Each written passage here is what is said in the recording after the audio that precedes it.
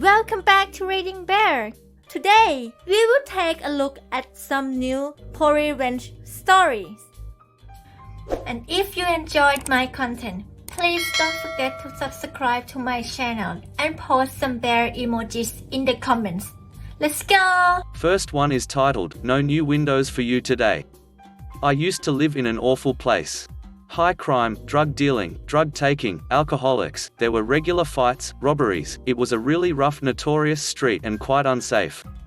But if you went out of the street and turned either left or right, it was completely normal, just families living their lives. It existed in a bubble of its own in an otherwise nice area. I found myself in a spot of bother a number of years ago, abusive situation, and was fortunate enough that I was given a flat by the local authority landlord who owned 99% of the property there, so I would not be homeless. It was there. I kept to myself and didn't get involved. The flat above me was privately owned rather than being owned by the local authority landlord, my landlord, and was up for sale.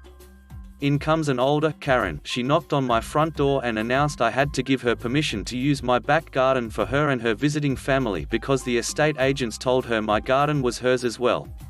I informed her this was not true as I was a local authority landlord tenant and it was a garden for my own sole use. I urged her to check with my landlord and address it with the estate agent. She argued for a bit then stomped off in a huff, and this unfortunately set a precedent. After this, Karen went out of her way to cause problems. She would stomp across the floor at all hours, jump up and down, bang, slam doors, play music. She bought a motorized running machine and would run on it at 6 in the morning for half an hour. She'd throw things out of the windows overlooking my back garden like food, rubbish, anything she fancied. She squirted PVA glue out the window at my dog, she missed and it hit my window. Tipped bleach out the window at the dog, missed again, threw medication out the window, I found little tablets all over the garden, bread stained a dark blue with a chemical of some kind. Encouraged the visiting children to spit out the back window at us and kick my front door. I actually stood and watched a child kicking my front door and Karen was standing there laughing. Another time the same child threw Pepsi all over my windows and Karen was laughing.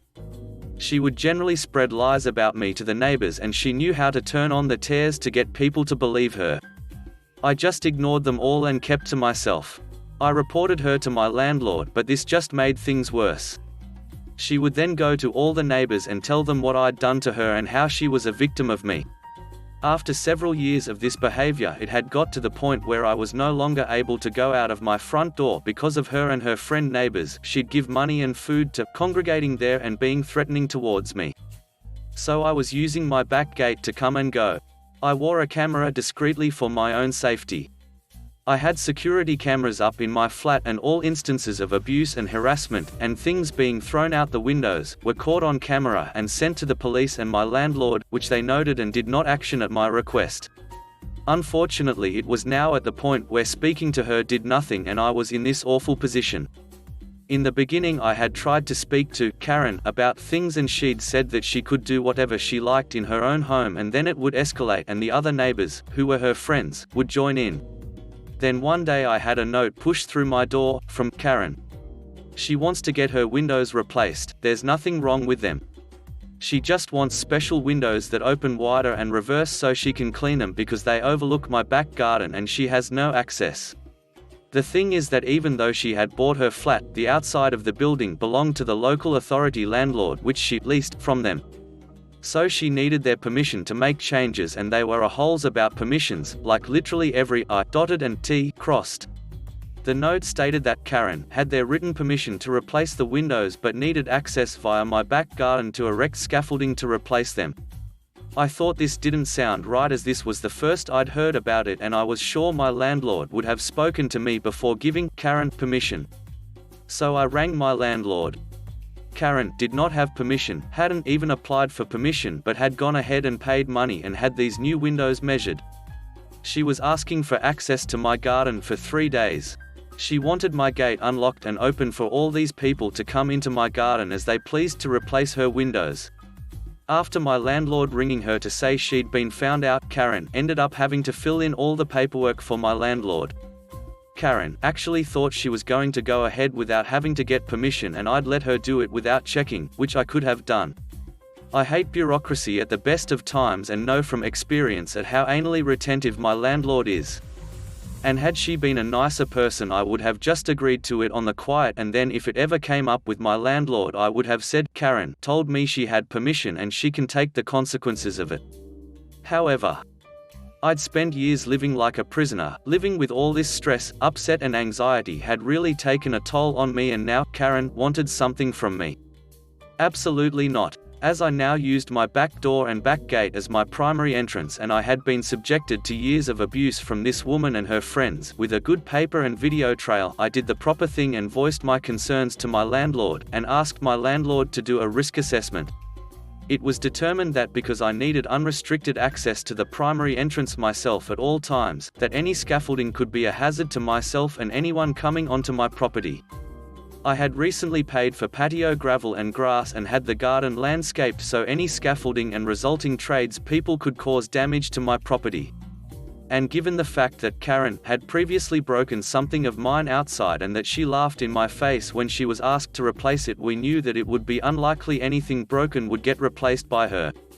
Because I had all this evidence of Karen's behavior, I was able to state that my having the gate unlocked would be detrimental to my welfare, that it would encourage antisocial behavior from her and the neighbors who were her friends, who would just have to come into my garden to look at the windows, and that having my gate unlocked could potentially mean that the security of my property would be compromised.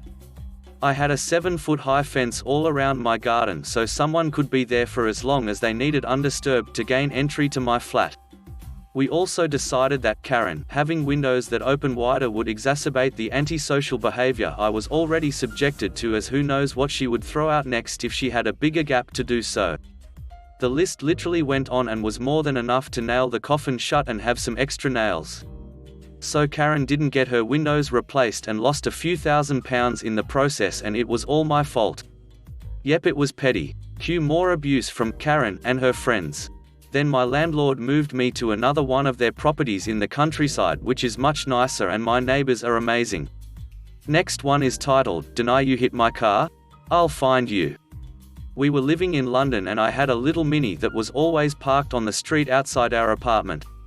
One morning I was at the gym in our building and the guy who ran it said, "Too bad about your car, it must have been hit by someone." I went outside and sure enough, there was a big dent in the front of my car. I had insurance, but this was not going to be good. Fortunately, in London, there's lots of CCTV and I had conveniently parked in front of a business that had one. I went over and spoke to them in my sweetest manner, told them what happened, and wondered if they could help me. The security guy said, "I'm busy now, but later I'll have a look and come by at the end of business." I waited to wonder what, if any, luck I'd had. When I went by that evening, he had printed out stills and asked me if I needed video, which showed a big bread delivery truck crashing into my car with the telephone number conveniently on the side in a large font. I called the bread company. Over the course of a couple of days, we went back and forth. Their driver denied everything. I then informed them that I had video and still from the CCTV across the street and wondered if they wanted to pay for repairs or should I just go to the police? The couriered the check to me the next day. Next one is titled, Try to Rip Me Off Hundreds of Dollars? Pay Me Thousands. Last year, I moved out of a house that I had rented for 5 years with no problems. I always had a good relationship with the landlord.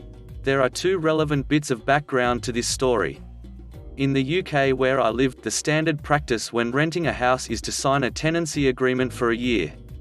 At the end of the year, if you want to stay in the house, and the landlord is happy with that, you can just do nothing, and the tenancy will continue automatically until either tenant or landlord gives notice. Alternatively, you can sign a new 1-year tenancy agreement each year, which isn't really necessary, but some landlords want it. My landlord wanted me to sign a new tenancy agreement each year. Fine, whatever. So, since I rented the house for 5 years, there were 5 tenancy agreements in total. By law, the landlord was required to protect my security deposit. That meant that she had to put it into a special kind of account within 30 days of receiving it. The tenant then receives login details for the account so that they can check that it's protected and view various info about it. One point of doing this is so that the deposit is held by an independent party who can mediate if the landlord and tenant disagree about any deductions. There is a dispute process that the tenant can request and which is free for the tenant to use. So, I'd been living in the house for almost 5 years, and I gave notice to end the tenancy because I was buying a house. After I'd given notice, the landlord emailed me to ask if I was planning to hire a gardener to ensure that the garden would be returned to the pretty manicured state it was in when I moved in. I thought this was strange because my tenancy agreement explicitly forbade me from doing the sorts of things in the garden that would have been necessary to maintain its original state. E.G.IT said that I was not allowed to lop any shrubs or bushes. So, all I'd been doing is cutting the grass and the hedge. Basically, that clause looked like something that a landlord would include if they planned to maintain the yard themselves, except she didn't maintain it while I was living there. In retrospect, it seems that she didn't read her own tenancy agreement properly. I replied to the landlord's email about the yard. I quoted the part of the tenancy agreement that forbade me from doing certain things in the yard and expressed my confusion. I asked her to clarify what her expectations were about the state of the garden, given what it said in the tenancy agreement. She didn't reply, but a couple of weeks later, I received an email from her boyfriend telling me that the landlord was anxious about the garden, and I should ensure that it is returned to the same state as at the start of the tenancy. I replied to him and again asked for clarification, given the wording of the tenancy agreement. He replied saying he'd have the landlord get back to me herself, which she never did. Without any guidance about the garden, I just did my best with it. My boyfriend, who is an experienced gardener, did the work here. I asked him just to do whatever he thought was best. He cut back bushes and cleared loads of stuff. I spent a few $100s on having garden waste removed. I knew that technically I did not need to do that, but wanted to do what I could to keep relations good between me and the landlord. I moved out, the tenancy ended, and after not hearing anything from the landlord for a couple of weeks and not having my deposit back, I emailed the landlord to ask about the deposit. Having ignored my queries about the yard before the end of the tenancy, she chose this moment to announce that she wanted to deduct $520 from my deposit to carry out work on the yard. There followed a really time-wasting, back and forth by email in which I pointed out that the terms of the tenancy agreement were incompatible with my being able to maintain the original state of the garden, and she just kept repeating that the garden was not returned to her in its original state. In the end, I suggested that since we couldn't agree about deductions from my deposit, we should use the independent dispute process offered by the company that was holding the deposit. That process needs to be kicked off by the landlord, so I asked her to authorize it. She didn't do that. Instead, she kept wasting my time by sending me emails trying to negotiate an amount to put the yard right, which I wasn't going to entertain. Meanwhile, I could not log into the account where my deposit was being held. I contacted the company, and it turned out that my landlord had accidentally input my email address incorrectly when registering the deposit, which I found very strange because she had emailed me successfully dozens of times throughout the time I was living in the house, so she definitely knew my email address. Without being able to log in, I was unable to officially dispute any deductions she was proposing. There is a window of 3 months after the end of the tenancy when you can dispute any deductions, and after that you either take what the landlord is willing to return or go to court. Apparently, according to Justice for Tenants, who I contacted for advice, it's relatively common for unscrupulous landlords to register their tenants' details incorrectly in an attempt to make it harder for them to recover their deposits in the timeframe available for disputes. I had a long back and forth with the deposit company, after which I finally gained access to my deposit account. When I got into it, I looked at the info and noticed that the landlord had not protected my deposit until the day after I gave her notice to end the tenancy. That meant she protected my deposit well after the 30-day deadline by which she was supposed to do it by law. There are penalties for landlords that fail to comply with the laws around tenancy deposits. If they break the rules and the tenant takes them to court, they have to return the full deposit plus between 1 and 3 times the amount of the deposit as compensation. Also, they are not allowed to make any deductions from a tenant's deposit if they haven't complied with the law. I emailed the landlady a bit more firmly than I had previously. Things had been cordial but increasingly frosty. I pointed out that she could not make any deductions from my deposit because she had not complied with the law. She responded by sending me quite a tantrumy, insulting email and authorizing the return of my full deposit. So, yay for the deposit back, but what a witch insulting me when I hadn't done anything wrong. I was upset by the fact that she tried to rip me off and wasted hours and hours of my time trying to sort this out. Not to mention the stress, just seeing an email from her land in my inbox caused my stomach to flip by this point. This is when things started to get a bit more exciting. As I said above, landlords who don't comply with the law around tenancy deposits have to pay between 1 and 3 times the value of the deposit in compensation, plus return the full deposit, if they get taken to court. The documentation from the tenancy deposit scheme proved that she had broken the law. I'd already had my deposit back, but it was clear that if I took her to court, I would receive a minimum of that amount again. Except, of course, I didn't have just the one tenancy agreement with her.